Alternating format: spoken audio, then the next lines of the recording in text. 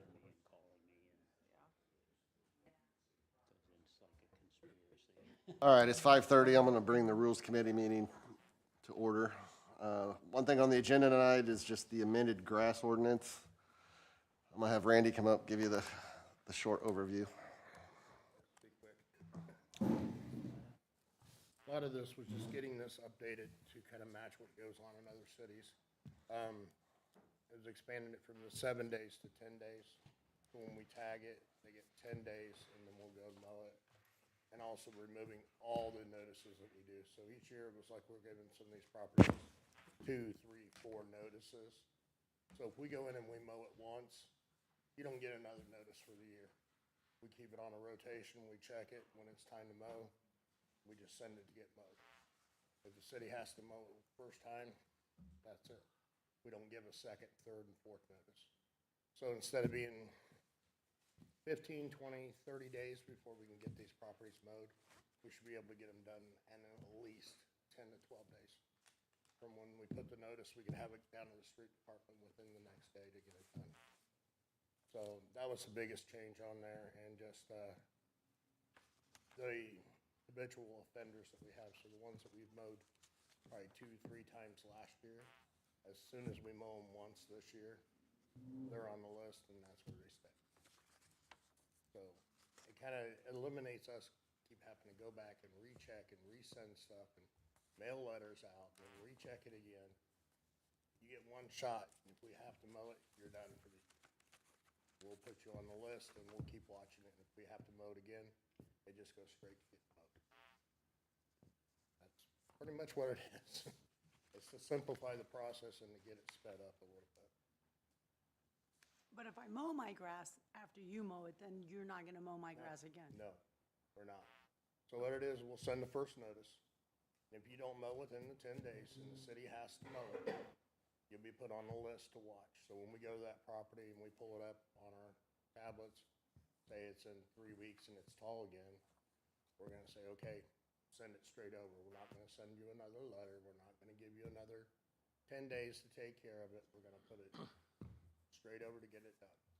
Is the price the same every single time you mow it? It goes up for the second and third. So it goes 150 for the first, goes to 200 for the second, and then it goes to 350, sorry, for the third. And we have to keep mowing it. I owe you $700 if you mow my yard 3 times? Yeah, we've had properties last year that were almost in the 900s from mowing. Not Susie's, not Susie's, we'll charge you by the hour.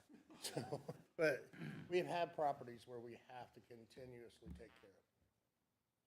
How do you, the same problem you always have, Randy, is, so how do you get a judgment against these people, or you get a lien on them? We'll be able to put the liens on by changing it to 10 days and changing our mailing processes with the door hangers and the mailings and all that. And actually, when we post the bills, we're posting them at the property as well. We can switch from being the old form of liens to put it on the new form, like under unsafe. And is this a monthly process, or every 8 weeks? How often are you doing this? What? If I'm on your list to check, when are you coming back to check my, Whenever I'm through that area, which could be every 5, 10 days. Because we do the entire city. We've checked every street in the city probably within 5 to 6 days. So at least probably once a week, we'll go through there.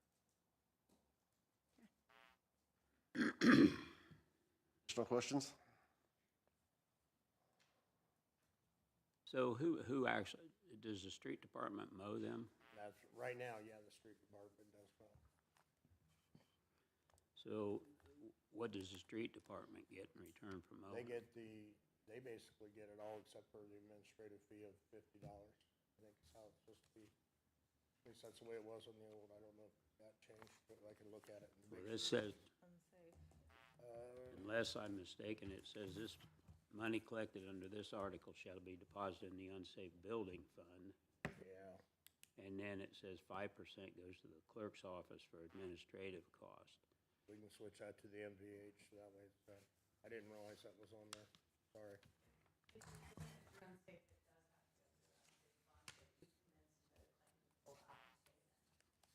Well, that's what I'm wondering. I mean, I just want MVH to at least be reimbursed for their time and expenses.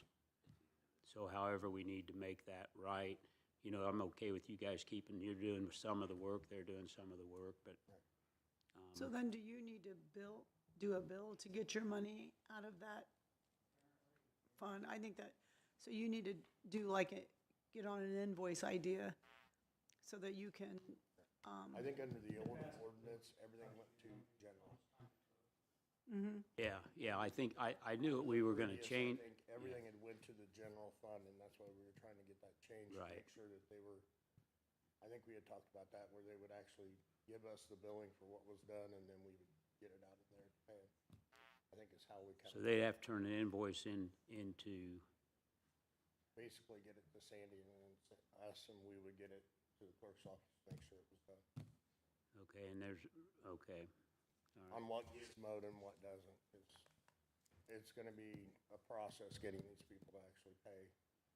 The properties we go back to over and over, Right, we're gonna struggle if Right. they pay. I've got a couple of them that we've mowed since I've started 5 years ago, at least 3 to 4 times a year, and I don't think they pay a Yeah. dime. I've seen your list, it's ridiculous. It is.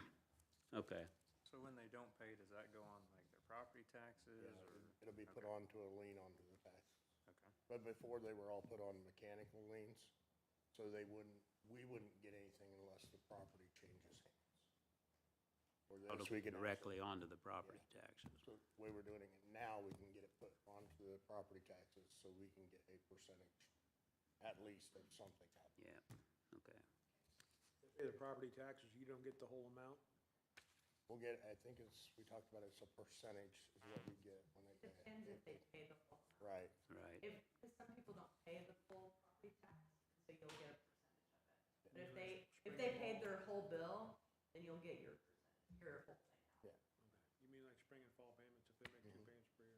Okay. If you have $100 on there added and you're 200 and you only pay 250, you're only gonna get $50, but they can do increment payments. But if they pay the $300, you'll get your 100 back right away. Okay, very good. Whereas now we have to wait for the property to actually change hands before we see anything. So, when you say the property change hands, you're talking about it, property being sold. yeah, like ownership, yeah. Any other questions? Are we good with moving this forward to council? So we don't change the city clerk treasurer office, we leave that the way it is, and then Leave it in the unsafe. in the unsafe, then, okay, I got you. All right, we'll move it to council. Thanks, Randy. 5:38, I'll close the Rules Committee meeting. 5:38, Planning and Economic Development meeting will start. Aaron, come up, please.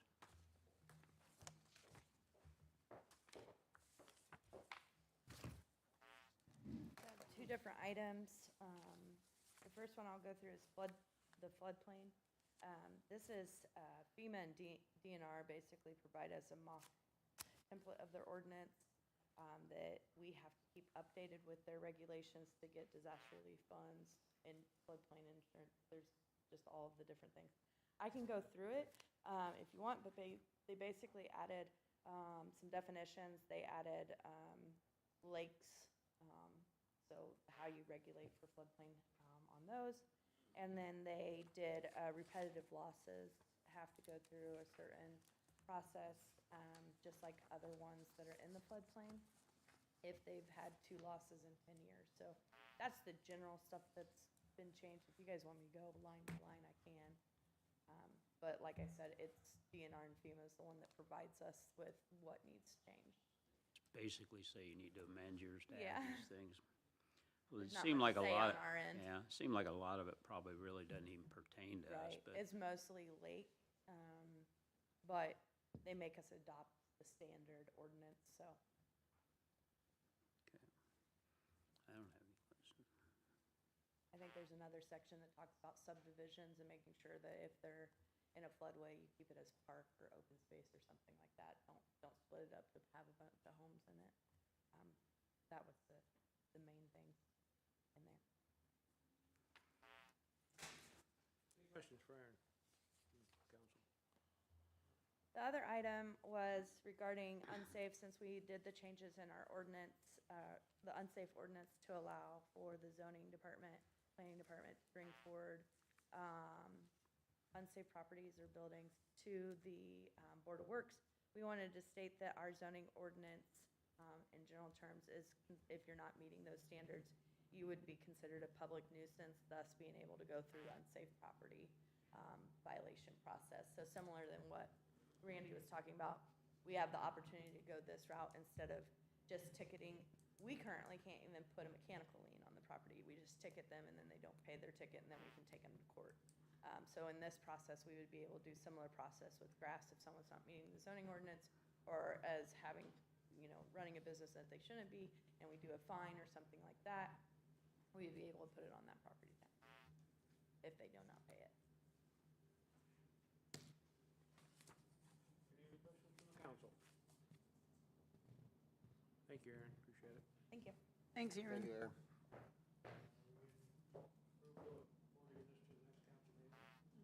Yes. Yes, sir.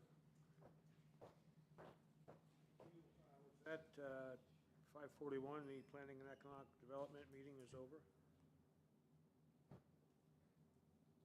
I'm going to call the Parks Committee meeting at 5:41. And even though we have 2 items listed, Dave also, on his agenda for finance, has Dave's going to do the clubhouse loan fund, the interest money that you want to talk about. So Dave's going to take care of that in finance. In my meeting, we're just going to cover, we once again are going to change our fee structure for the Parks Department because we're adding 2 things. We are now able to rent, 3 things. We're adding 3 things. We have 3 things that we're going to make money off of now. So we're adding a personal pull cart. I don't even know what that is. That's one of those. Push cart, pull cart, that people put their clubs on them and they You're walk walking, with it you and walk stuff instead like of that. riding in. Okay, so you can rent one of those for $10. Yeah. Okay, and you also now can rent a full set of golf clubs Correct. for $20. So we're adding those 2 to our rental fees. And then they've had interest, I know, and so they're adding it for the clubhouse. They don't, we're just, the patio, they're not renting the actual clubhouse, just the thing outside, right? The little patio? Patio area. Okay, and so they've had interest in that, and now they're gonna be able to, you can rent that for $50 an hour, which is a bargain, and it's a beautiful. We rent the Penman building for $50 an hour or so. Yeah, you don't have the view of the golf course at the Penman Building, but anyway, it's $50 an hour for the patio rental. So those are the 3 things that we're adding to our fee schedule. And I'd like to move this to the next meeting for our council meeting. Does anyone have any questions? When you decided on the golf club rental fees, did you kind of shop around to come up with that fee for renting the clubs? It seemed like kind of a common,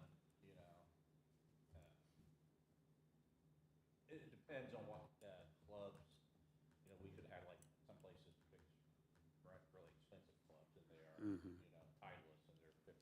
So yeah, we feel this is for What you're going to provide? yeah. And these are all little things that are, like the patio and just things that are changing as we grow into the clubhouse and we see the need for some of this stuff, like the push carts and things like that.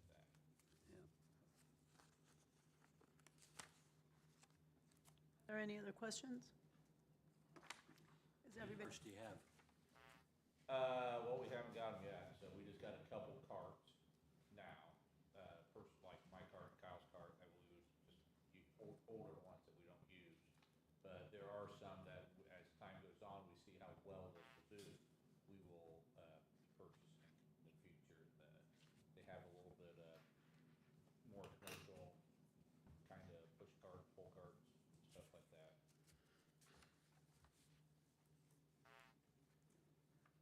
any other questions Sounds good to me. to moving this to the council meeting? Yes, ma'am. Okay, If then, it's possible to do that in one reading, I'd be really appreciated, because that's what they're charging now. I mean, you want us to suspend the rules yeah, and pass it at the next meeting? Yeah, Okay, I'll make a note of that, so that we'll do that. And that's fine. Rules one reading.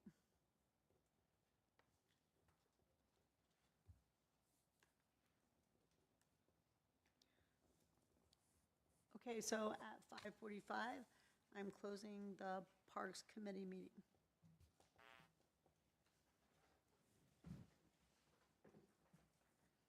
I can get through my committee meeting as quickly.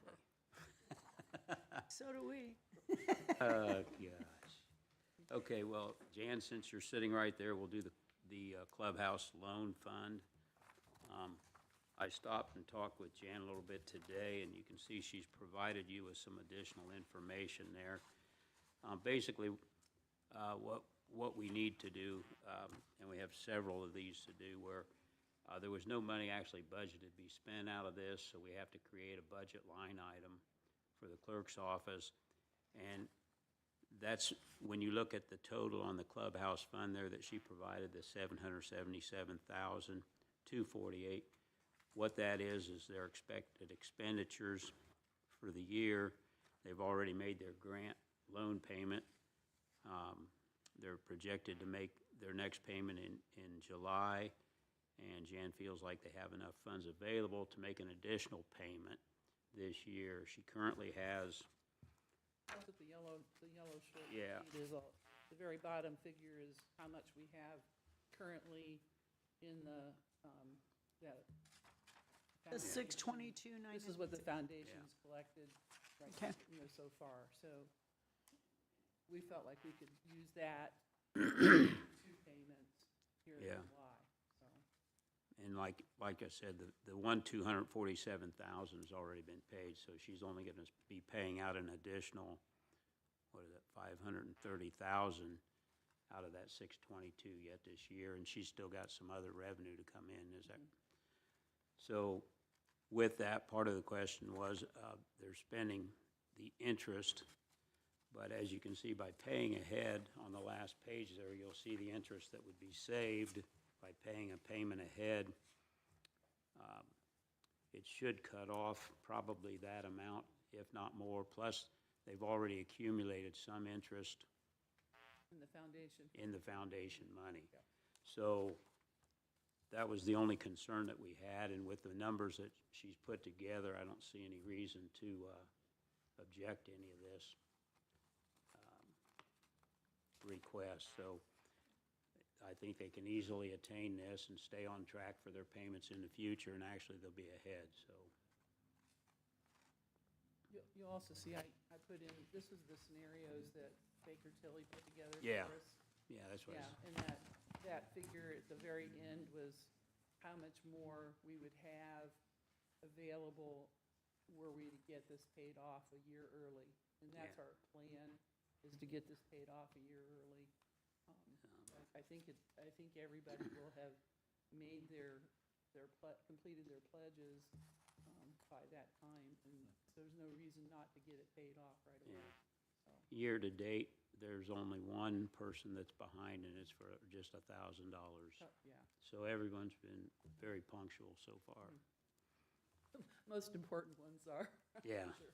so, is everyone okay with moving that to council?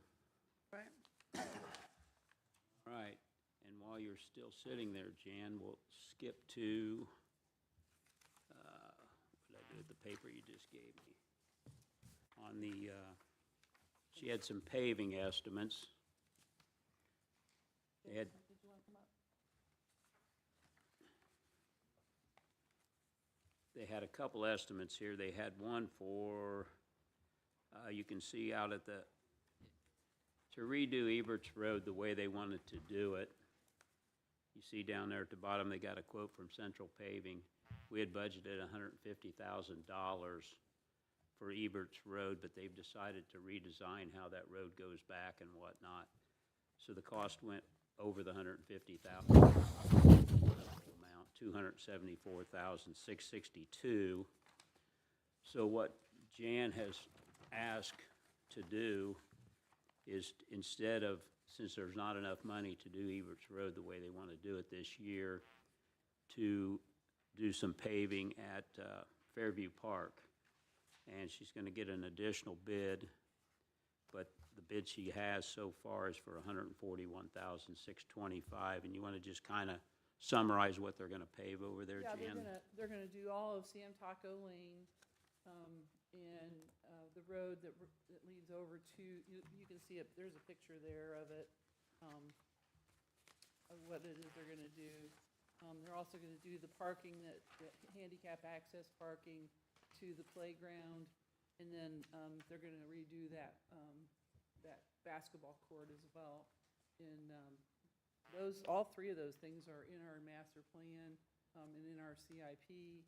And, it does not include the parking lot with any of the areas that are inside fences, Yeah. That the baseball fields have, so, As far as the park itself goes, then that would pretty much finish the park out, wouldn't it, Jan? I It mean, for would. the time yeah, being. park would yeah. be done, yeah. I mean, there's always something new to do. Yeah, but, Yeah, it would really, and that would, now, the one thing I have to say, and Jason reminded me, Dykeman Road, the Eberts Road really is in bad shape, there's no doubt about it. And, but I didn't want to ask for more money but I think that Kurt offhandedly said, he didn't actually quote me, but he said he felt like we just redid what was actually there as a, new pavement that we could probably stay under the 150,000. But I haven't actually gotten him to quote that, so, well, originally, last year, a year ago, he quoted it for $136,000. That's why we had put $150,000 in the GO bond funding for it. yeah. And, then when you came back with this redesign and everything, it threw it way over budget. So, to me, I mean, I'm willing to change it if that's what you guys want to do as a Parks Department, or you can pave Dykeman the way it is. I mean, it makes our life simpler. We don't have to change anything to accommodate Fairview, but what do you prefer to do, Jan?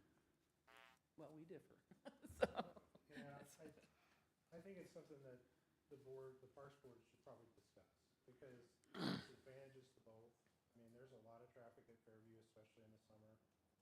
But we're also trying to put in a disc golf course in the back, Dykeman, and that road it's bad. Yeah. If you don't have a truck or an SUV, you could possibly scrape. I mean, if you're not in the grooves right way.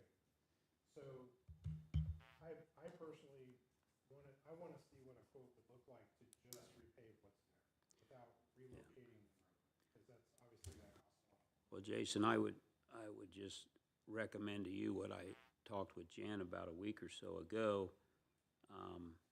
We found that our community crossings bids came in quite more competitive. And Chad can more than give you the names of the other two companies that he got quotes from. If you want to, honestly, it's an amount of money that one bid is really not sufficient. But, Yeah, I agree with so that. what I'd say, I guess, is at this point, if you're not sure what you want to do, we just table it until you decide which direction you want to go. You know Well, how much yeah. funding you have, and We need to get that decision made quickly before he changes the prices on us again. exactly. Because that's what's happening right now, is all that, with all the Sure. oil prices going up, it's. Well, that's also a reason to get the other two people to make a bid also. And, maybe, well, I just would like to see more than one bid for this. And I do want to say, I understand about the disc golf thing. You're right about that. But I think until you put in a disc golf course back there, that road is not used. That Eberts Road is very seldom used at that golf course. So I'm just saying, I don't know how soon that's coming up to be completed and to be done, where you might have some traffic going back there. But I know that, you know, Fairview Park is, like you said, all summer long. You know, that really makes a difference. And the buses use that road too. So, and I think, anyway, you got a lot to consider. And- There's a long line every morning and every afternoon, people waiting for pick up their kids at Fairview too. Goes all the way back to Biddle Street sometimes, so. And so if you're gonna do it traffic-wise, I mean, if I wanted to play disc golf and I don't wanna drive that road, I can just park my car and walk back there. I mean, I'm gonna be playing disc golf anyway, but that's always me, you know, hyping up exercise, so you guys should make that decision, so. And like I said, I understand the benefits of both, and I'm not necessarily pushing one. I wanted to get an apples to apples quote. Repaving this and repaving this. And see where it's at. Yeah. So, Well, the sooner you can do that, the better. We can do that. So, okay. We'll let you know. All right, that sounds good. Thank you, guys. Thank you. Thanks. All right, I didn't really send out any information on the first couple topics. But basically, what we're having to do with the MVH and the LRS fund and the Memorial Home Fund is we have to write up an ordinance budgeting the money that we've already approved to move in resolutions that we had in the last council meeting for the MVH, LRS, and the Logansport Memorial Home Fund. The additional fund there is the cumulative cap fund, and the clerk's office realized the other day that they didn't have a budget for their software servers, and the mistake was made that they thought the contract ran out at the end of the year, and it doesn't run out till 2028. It had been taken out of their budget because they thought it was the end of the contract. So the cum cap fund needs an additional $35,000 appropriated for their software. I guess that's is that the proper terminology on that, Mike? You know which I'm talking about? The servers, the software servers. They haven't made their payments this year because they don't have any funding. What site was that? Out of the clerk's office. So, like I said, it was taken out of the budget because they thought it was an item that was expiring. Basically needs rebudgeting. And where's that money coming from? From the cum cap fund, that's where it's paid out of, where it had been paid out of in the past. Okay. How far behind are we on our payments? Is that a monthly payment, quarterly? Pay it monthly, I believe, and what they've done is they use some miscellaneous funds to make a payment or two. Funds later, so they're. Are we gonna replenish those accounts where they, Right, that's why I'm Where they asking for pulled that money out of- 35,000. For 35,000, we'll replenish the which is the account. total amount for the year? Yeah. And, okay. All right, with writing up those ordinances for the appropriations for the proper funding. Yes. Yes. Eastgate Property Fund, did everybody get a chance to kind of read through that to understand what the Yep. conversation there is? Yeah, that's, Basically, we would be asking the RDC to replenish funds that we think they'll capture in the future with the sale of the property after its demolition through the Eastgate Fund and sale again. We feel like it's an even match. They may even come out with a few extra dollars ahead in the end, but it would give us the ability to then utilize those funds to try to value engineer the Memorial Home project to make it fit into its budget. It would give us additional funds to utilize to where we can try to meet in the middle with the contractors that had given us the original bid on the project. Have you gotten a bid to demolish that property up there? You got any kind of idea what that's gonna cost? I know that you say 150 to Bill has 200,000. talked to some people, and I'll let Bill speak for himself. A year ago, it was about 170. That did not count any wall damage that would be on the common wall where Coombs is currently. And there's also a common roof that would need some fixing to make it look, and then you have seating, things like that.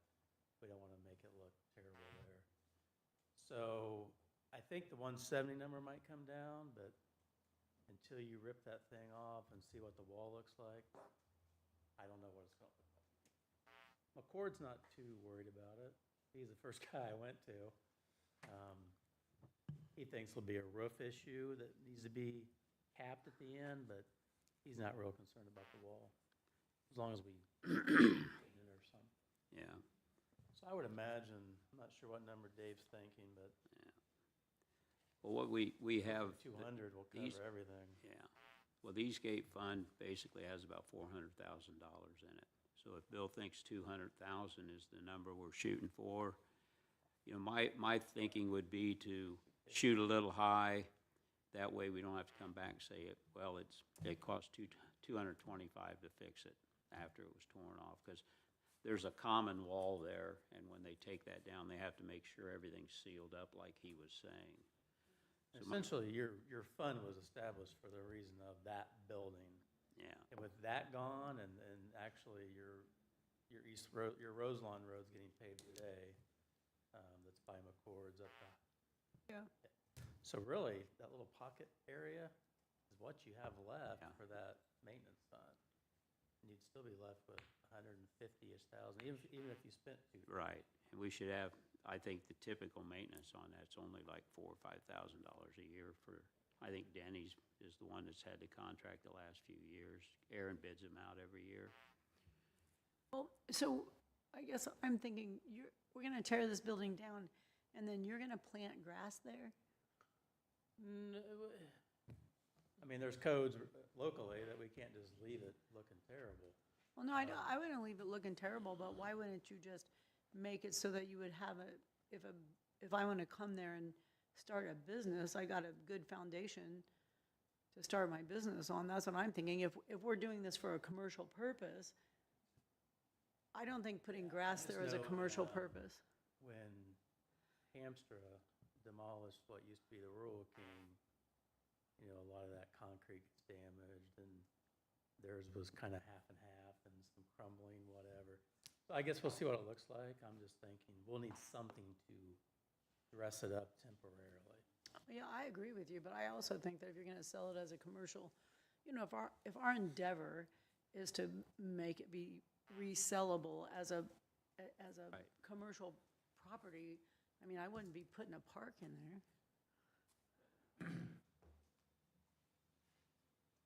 She said a park. No grass. I'm just saying no grass. Get it? We can't make the people that own the Rural King clean that up? The Rural King. The Rural King.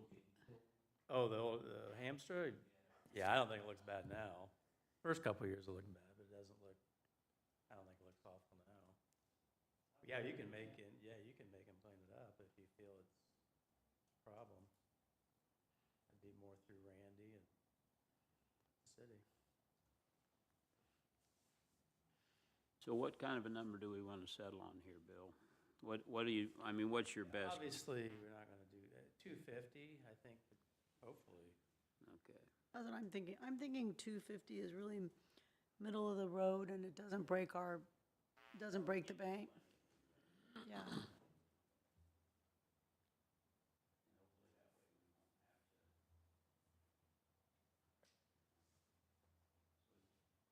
So that's everybody okay with that? We'll budget the money to have it demolition. Bill's gonna get he's got a couple that he's gonna line up to give us quotes on that. I think I don't know what anybody else thinks about it, but my personal opinion is this is really gonna make it look like, I mean, that has just been an eyesore for so long. It's gonna look like we're really we're really interested in developing it. That's what I think personally.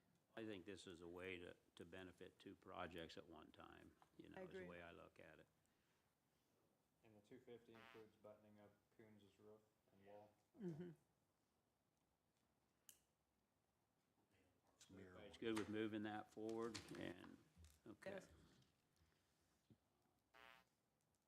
Let's see, where are we at here now? That's Eastgate Plan.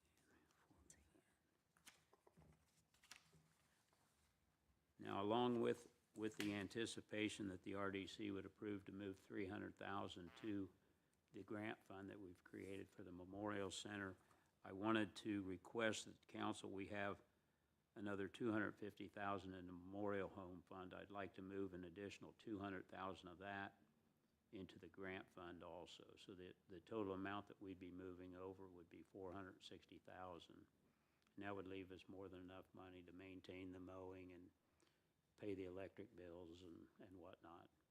But it would put us in a position, when we met with them last week, they feel like we can come up with a number that's around $1.3, $1.4 million, somewhere in that area. And between these two different additions, it would get us in the ballpark to be able to utilize the grant fund and get this work done. 460,000 for the memorial home? 60 that was part of the approval when we applied for the grant. And this is, Scott, this is to match the grant. That's what we're doing. We're trying to get our money high enough that we can match the grant.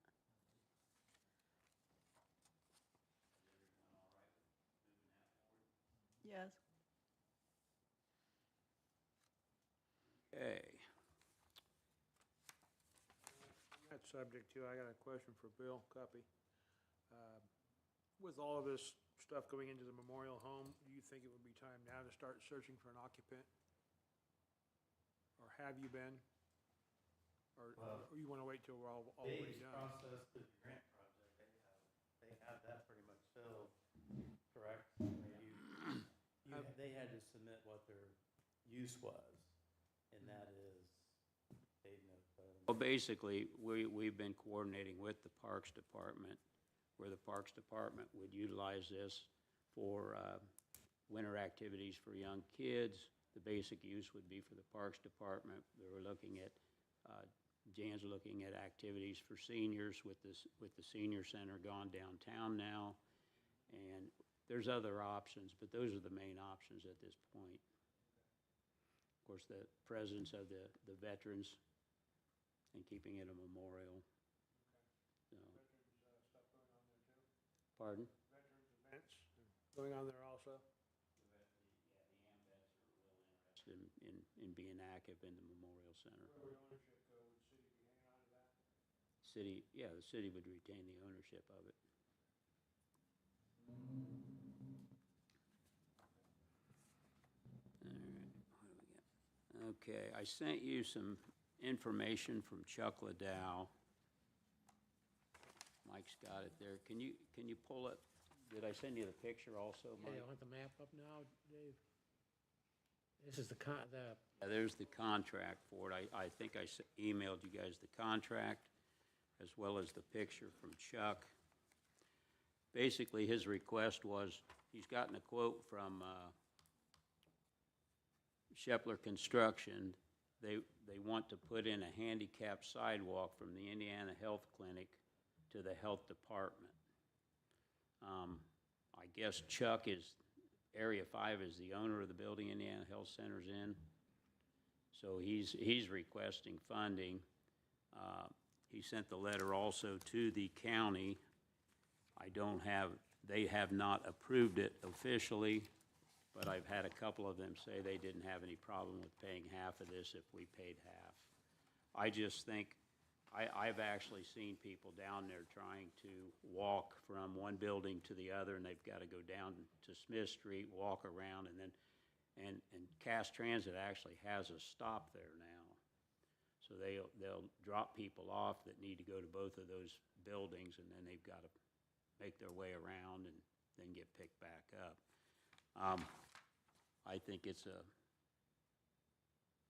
I think it's just a good thing for the community, for us to support. We've got money in our infrastructure fund for miscellaneous projects of $25,000. I think this would be a good project to support so that we could have proper access for those people to go from one building to the other without having to go down. And if you've ever been up there, one person drives 15 mile an hour down Smith Street and the next one drives 30 or 40.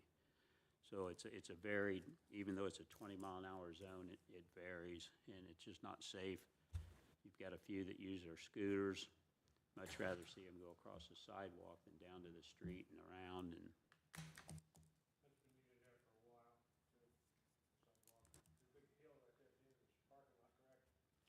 yeah, there's pretty good slope there, and they've got it figured out because of the, to be ADA accessible, it's got to stay a certain slope or less.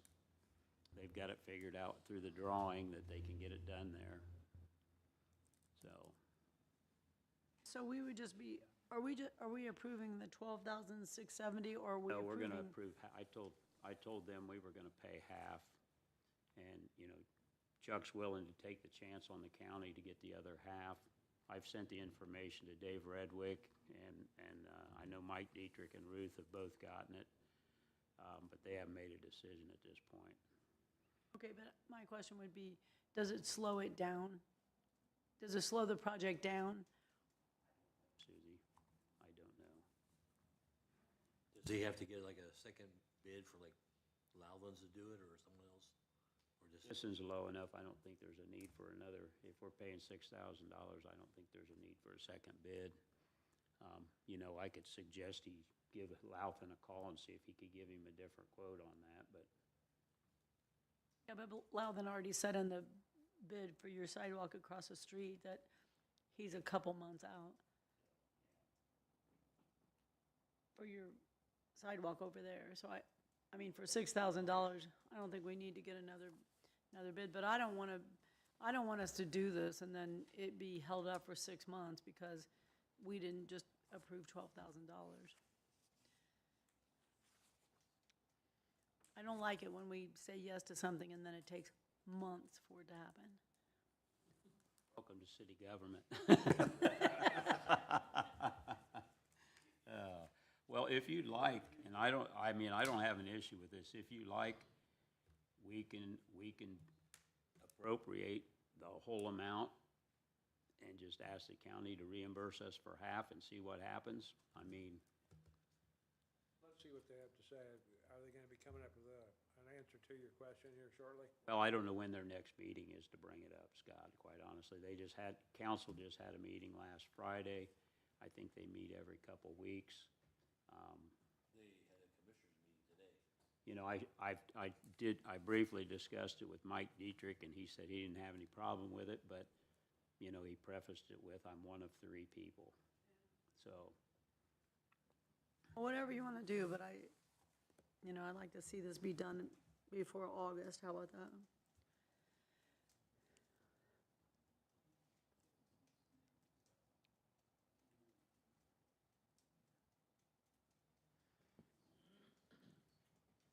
it's anybody else's thought? What would you like to do with this?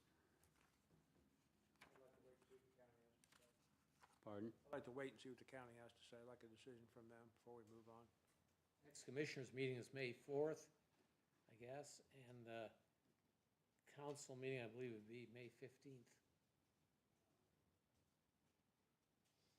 What do you think?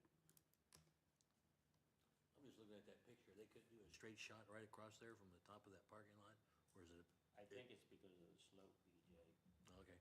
I think that's why you see it drawn the way it is because you have to be, what's the grade? You have 1% or 2%, it's a real slight,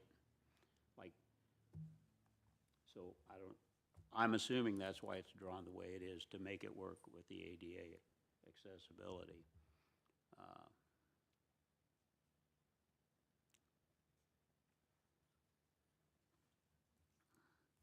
Chris, what's your thoughts? Do we want to wait? I'm kind of like Scott. I'd like to see what the county, Okay. I don't want to appropriate the full amount.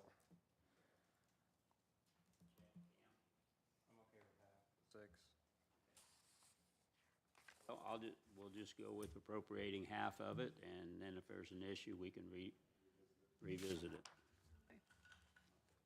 We'll move forward with half of $12,670 out of the infrastructure. Okay. All right, sidewalks.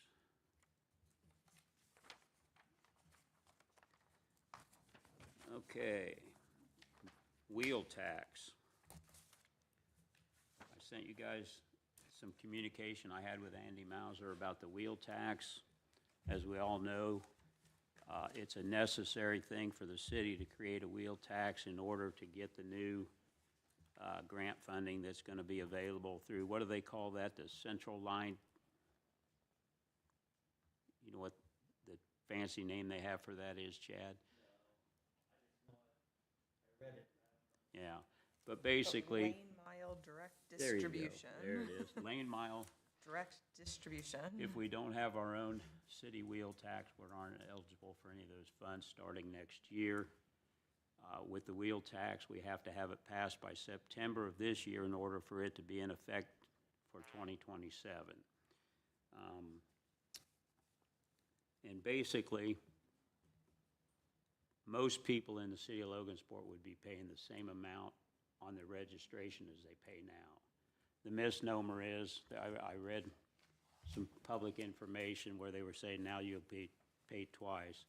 This is right out of the law that was just passed. It says, a county may not, after December 31st, 2026, impose a county vehicle excise tax on a vehicle that is registered in an adopting municipality. So if we have a wheel tax, the county can assess a wheel tax on the city residents in which the municipal vehicle excise tax is in effect.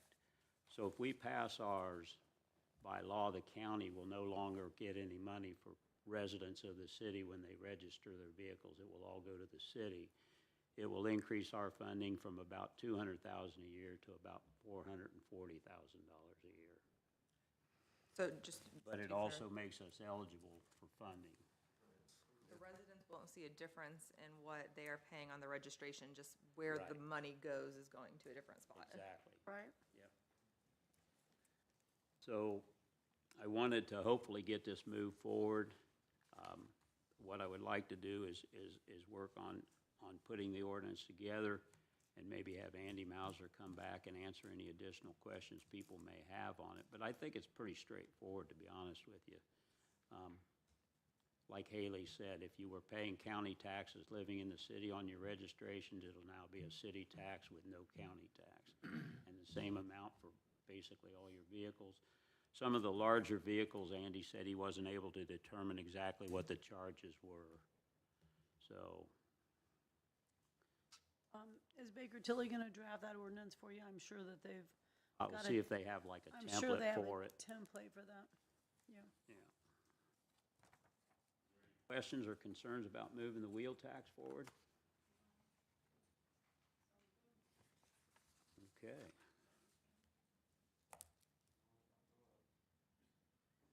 As long as it don't go up. There you go, I like that too. Okay, I believe that's everything on our list.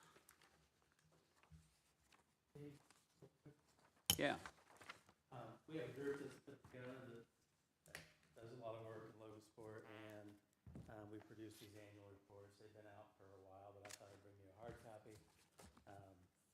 The back is the QR code for every project going on in Logansport. There's over 50 currently going on, so it's a pretty, it includes parks and schools and utilities and what we do with the economic development. But regardless, I want to give you the hard copies, and then we have them at my office. We'll have them in Baker's office to market our community. I think you'll like the picture in front. That's lovely. There's everything from housing projects to, Bill? like I said, parks. So if there's any questions, let me know. At any time, the back has the weekly updates of every project coming on. Like, this week, we're having Yorktown Road paved, for instance. Behind the mall got paved. By McCord's got paved. Industrial Park didn't pave. Next week, you'll see all those updates in that show things are getting done and moving along. So just want to give that to you guys. Appreciate that, thank you. Thank you. Hey, one question for Chad. I just wondered, I was looking at our list of roads for our next round. Is there any discussion with Central about maybe doing the ones up around the school before school would start next year in the fall? Because several of them are going to be up in that area, and it might be a real advantage if we could get those paved while school's on summer break, if that's possible. Just a wishful thought. Might remedy some traffic issues up there. Okay, thank you. 6:21, I'll call the finance meeting to a close.